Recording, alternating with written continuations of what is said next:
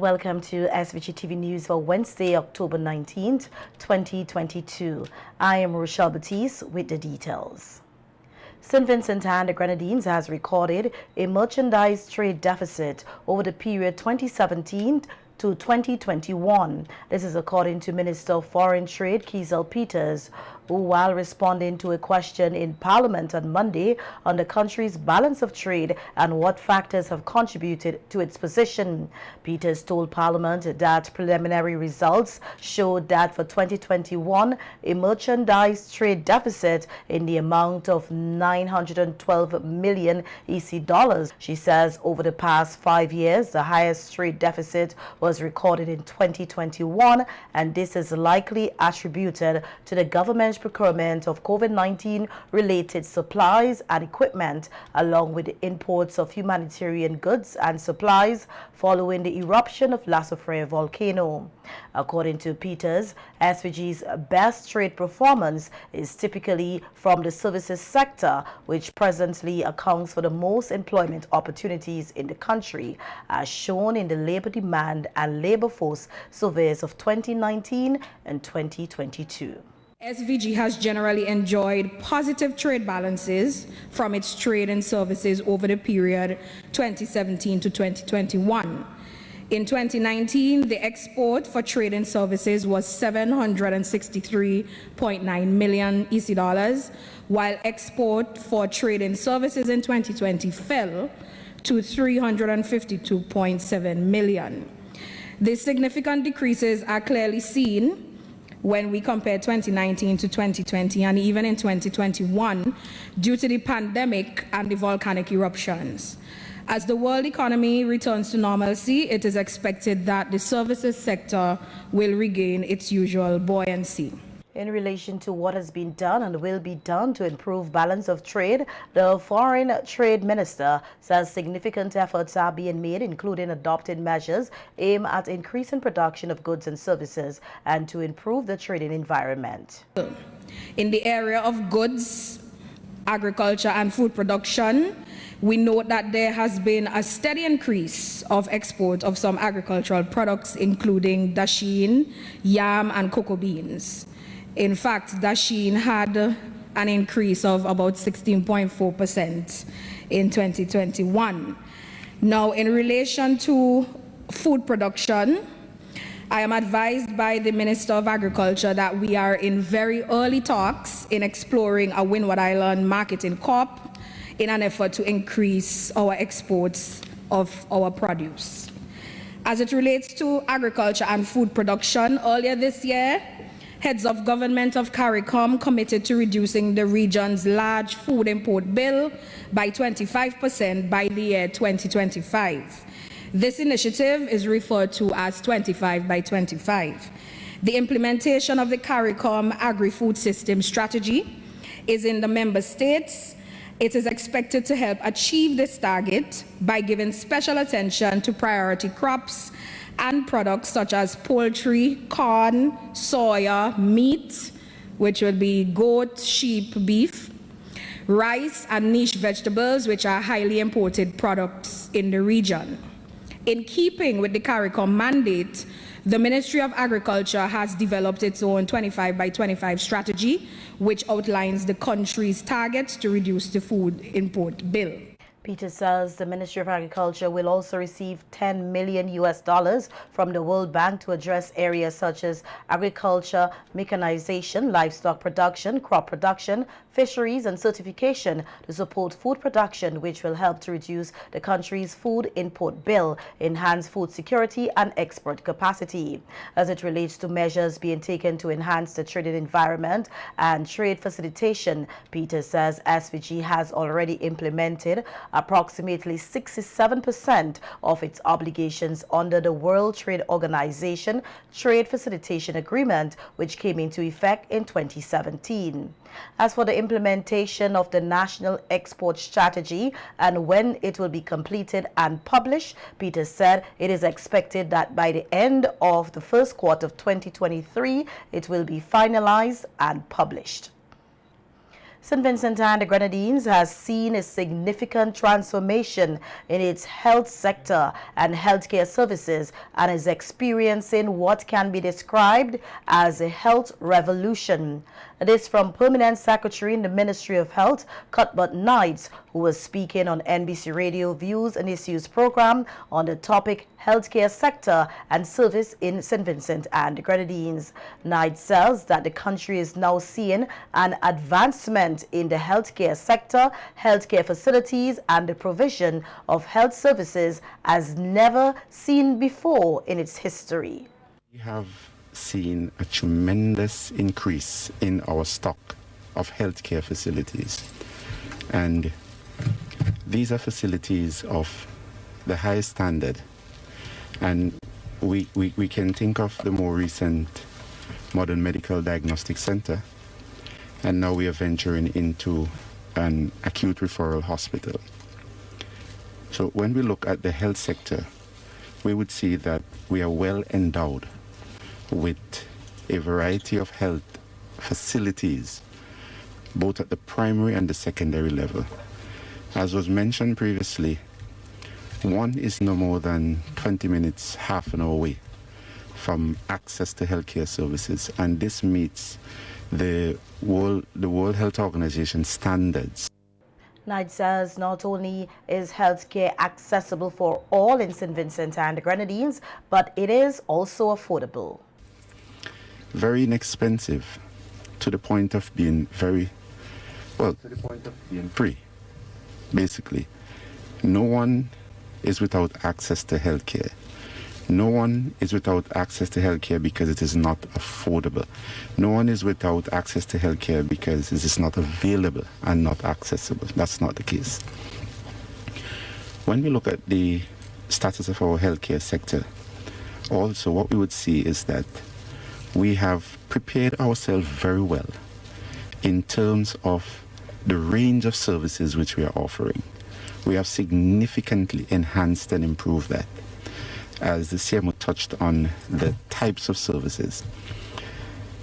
Look, there was a time in the history of this country when persons had to scramble around and leave here for such services as hemodialysis, even chemotherapy. And we see that we have significantly increased our basket of services.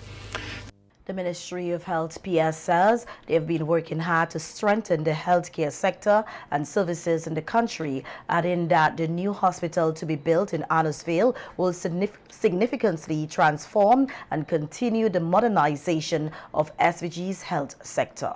Only have we enhanced significantly the mixed and variety of services, the speciality of services. We looked at the World Pediatric Center and the services that they provide here, and that is an excellence of pediatric services in the Eastern Caribbean. And we have persons coming here from Barbados and other countries outside the OECS to access these services. We have also well positioned ourselves in the health sector in terms of increasing the speciality and range of equipment, high-class equipment, to be able to significantly transform and enhance our delivery of care, and also to enhance the state of our healthcare sector here. Minister have just mentioned that we have obtained, and not many persons might be aware of this, a 64-slice CT scan, which can provide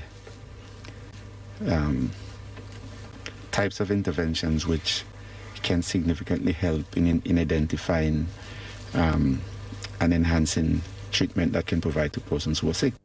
The USA policy on Venezuela was examined last evening during the second National Development Public Lecture by lawyer, economist, and politician Luke Brown. Brown says the lecture is taking place at a time when Venezuela, which has been helpful to St. Vincent and the Grenadines over the years, is going through a number of challenges, including the recent floods. He says Vincentians should be concerned about what is taking place in Venezuela, not only because of of the geographic proximity, but because Venezuela is one of SVG's most important developmental partners with a common history and future. Brown says Venezuela's commitment to helping SVG by granting it full and complete debt relief mean that what happens to Venezuela and even the USA has profound implications for the economic life of St. Vincent and the Grenadines. He used the opportunity to commend Venezuela's late president Hugo Chavez for his visionary work, labeling him as a tactical genius and a brilliant strategist for standing up to imperialists, which brought him into conflict and confrontation with Washington. Secured increases in the price of oil on the international market by leading the revitalization of OPEC and employing certain sensible strategies.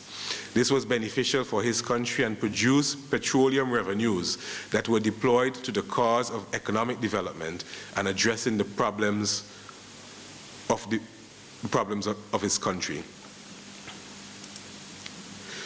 President Chavez achieved his goal of reducing poverty and inequality. So we see that there was a reversal of a policy that was closely aligned to the interests of Washington. So we have to then assess the usefulness of such a reversal against the outcomes that derived from it.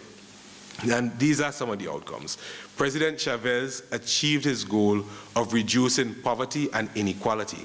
The country's poverty rate fell from 50% in 1998, the year before Chavez took office, to 30% in 2012, the year before he died. President Chavez ensured that hospitals reached poor neighborhoods, public transportation was affordable, and poor people had access to food. Meanwhile, the Venezuelan oligarchy could not stomach the reforms. They did not want to accept the transformation. They felt disempowered and disenfranchised. They could not bear to see oil money being funneled into the popular economy, hospitals, and culture. They wanted it to be restricted to the reach of a few families. Chavismo built homes and hospitals. Before Chavez, many people did not have access to basic health and education. Brown says Chavez committed the unpardonable sin of wanting to rule his destiny, defying the USA by charting a course of change for Venezuela, which he says was a threat to America, and put Chavez on a coalition course with imperialism. He says in keeping with the Bolivarian Republic principles of solidarity and integration, Chavez contributed to the development of other countries through mechanisms like ALBA. ALBA was conceived as an alternative to the neo-colonial free trade area of the Americas that was proposed by the USA.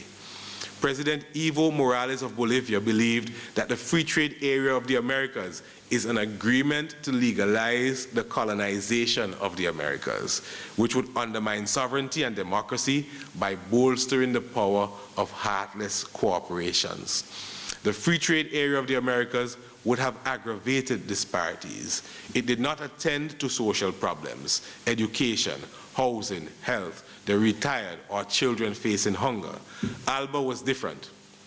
Many socioeconomic programs that transformed millions of lives, including the lives of thousands of Vincentians, that had eye operations in Cuba under the Vision Now program, have been undertaken through ALBA arrangements.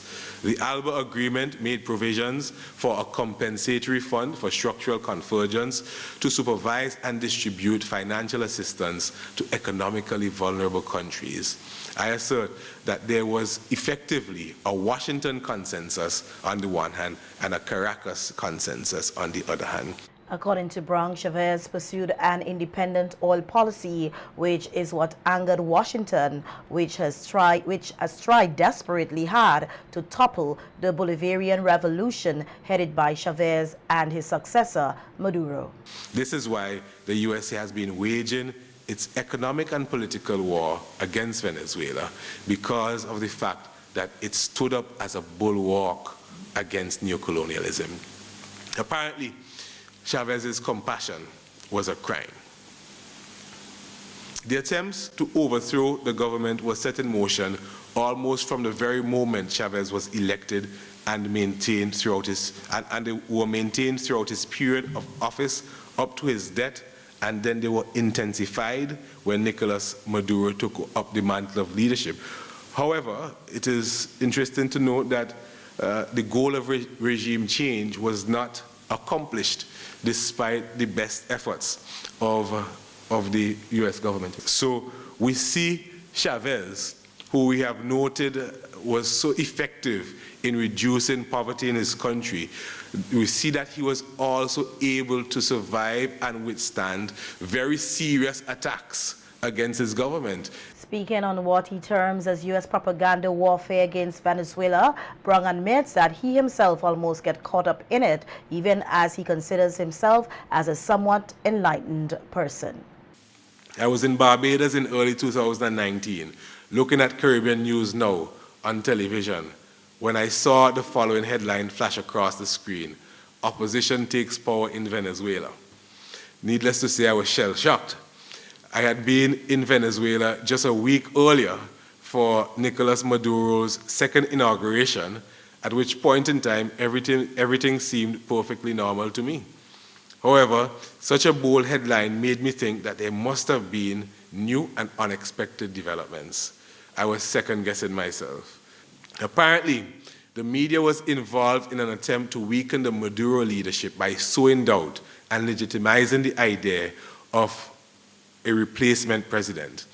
This was part of a grand design that helps to explain why Lawrence Farnsworth, a veteran newspaperman who served the New York Times, said as far back as 1964 that Americans have distorted notions of events, both at home and abroad, and that their concept of the world in which they are living is unreal.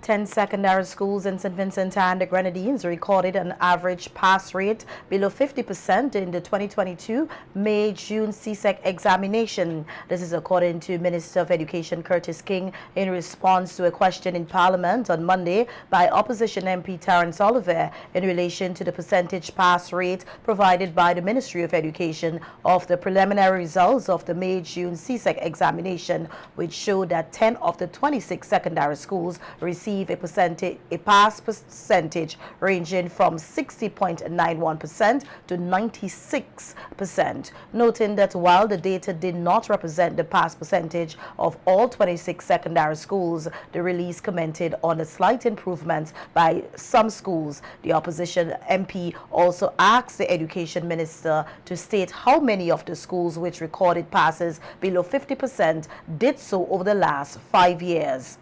Minister King said only 4 of these schools recorded an average that was below 50%, and there was 1 school that recorded a pass rate below 50% for 2 consecutive years. The Education Minister was also asked if any investigation has been conducted to assess the situation at these schools, to which he replied in the affirmative, noting that the Ministry of Education continues to work with all schools to identify problems relating to students' performances on their internal and external examinations. Investigation is always ongoing, with the aim of providing meaningful solutions to address the problem of poor performance, especially at the CSEC level. We continue to provide training for teachers to improve their technical and pedagogical skills, with the aim of lifting the quality of output in the various classrooms.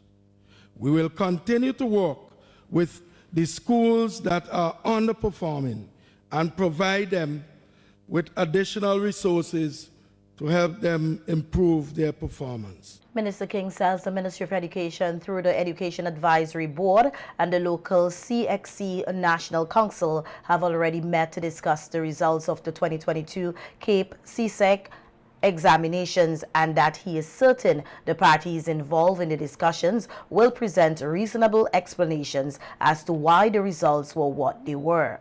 Perhaps, Madam Speaker, I wish to add this.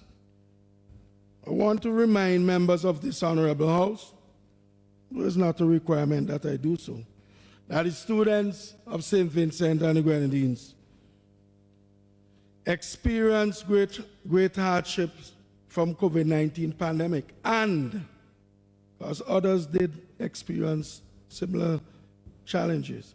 But we had the added problem of the eruption of the La Soufrière volcano, among other things. These impacted negatively on students' level of preparation. In other news, Vincentians are being urged to act now and apply for the United Kingdom government's prestigious Chevening Scholarship, which affords scholars the opportunity to pursue a one-year taught master's degree at a UK university. Local alumni head teacher Kirby is urging locals who are eligible for the scholarship to apply during the current application window, which closes on November 1st. Kirby, who was appointed alumni head last year, is encouraging those interested in applying to attend a Chevening information Zoom session on Thursday, October 20th at 6 p.m. The session will be hosted by the British High Commission in Bridgetown in partnership with the UWI Cave Hill and UWI Open Campus. Kirby is also urging eligible Vincentians to visit the Chevening website for more information about the scholarship and to contact the local alumni or past or present Chevening scholars for guidance. In August this year, Vincentians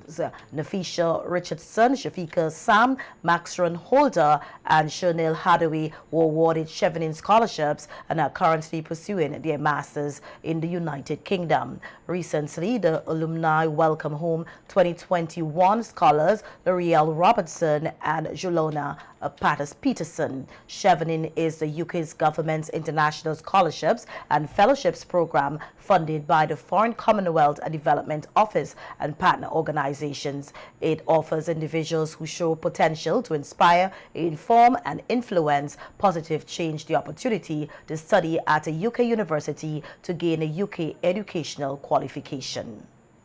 And as SVG gets ready to host the 11th Caribbean Beekeeping Congress from Sunday, October 30th to Wednesday, November 2nd, Beekeeping Extension Officer Alan Williams says the Congress is expected to be a dynamic experience with several activities centered on the dissemination of information about the industry. Addressing the launching of the event, Williams highlighted some of the activities that are scheduled to take place as part of the 11th Caribbean Beekeeping Congress. That we have planned, basically, we have plenary session, numerous training sessions for young beekeepers and young beekeeping prospects within St. Vincent and Grenadines, and even throughout the region. We'll have people coming from the Caribbean providing technical information, country reports, and such like to provide information to bring capacity to this sector. We are also having, very importantly, a mass tree planting exercise, where we will incorporate all of the community groups and all of stakeholders to be actually practically involved in planting trees that were, especially those that were lost during the volcanic eruption. And that is one of the most important activities that we can mitigate, since that we have lost a lot of trees in the forest and even in the suburb areas. So participants will be involved in tree planting, and we also going to feature Union Island as one of the places where we have our field extension and education activities. We'll be going down to Union Island, and we'll be featuring all of the intervention that was made during the last 5 or 6 years in terms of beekeeping development. And Union Island has a very great success story that we want to showcase during this event. The activities for the event will be held at the Kingston Cruise Ship Terminal and at the NIS Conference Room. Williams is extending an invitation to all current and aspiring beekeepers to register for the Congress, as it can assist in building capacity in beekeeping.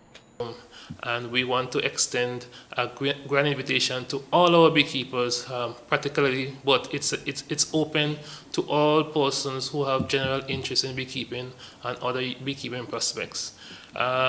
So today, as we launch this press conference, we opening the invitation and asking persons to register right now before the beginning of the launching of the Caribbean Beekeeping Congress on October the 30th. We are glad to have such an event like this. We want to heighten the awareness of the importance of bees, and we know the most important contribution to beekeeping in the environment is pollination, something that is invaluable. We cannot even give the cost of it. We see the importance of them increasing the yield in crops and in vegetables and also other trees that is important for the biodiversity and the ecosystem, and we must preserve our bees. Knowing for sure that we have bees set up in all the Grenadine Islands except for Canal 1 for now, but we have been, the Ministry of Agriculture, and in collaboration with the SVG Beekeeping Association, through funding from various financial entities, were able to host this Congress. And we want to extend a grand invitation to all our beekeepers, particularly, but it's open to all persons who have general interest in beekeeping and other beekeeping prospects. So today, as we launch this press conference, we opening the invitation and asking persons to register right now before the beginning of the launching of the Caribbean Beekeeping Congress on October the 30th. We are glad to have such an event like this. We want to heighten the awareness of the importance of bees, and we know the most important contribution to beekeeping in the environment is pollination, something that is invaluable. We cannot even give the cost of it. We see the importance of them increasing the yield in crops and in vegetables and also other trees that is important for the biodiversity and the ecosystem, and we must preserve our bees. Knowing for sure that we have bees set up in all the Grenadine Islands except for Canal 1 for now, but we have been, the Ministry of Agriculture, and in collaboration with the SVG Beekeeping Association, through funding from various financial entities, were able to host this Congress. Head of the Secretariat for the 11th Caribbean Beekeeping Congress, Shafika Andrews, is also encouraging persons to take part in the event, noting that the knowledge acquired would be worth it in the end. Like each and every one to be involved and to get to know more about beekeeping and how important it is to have bees around and use the products made from honey. Of course, we will be having our opening ceremony from the 30th, on the 30th, and our cocktail in the evening. Following that, we have our plenary, and we have a special presentation of a magazine that we want to put out there for persons to see what the Beekeeping Association in St. Vincent has been doing and what other countries have been doing as well regarding beekeeping. Don't hesitate. Please get registered. Don't hesitate to learn about bees and the importance, and as I said, the importance of honey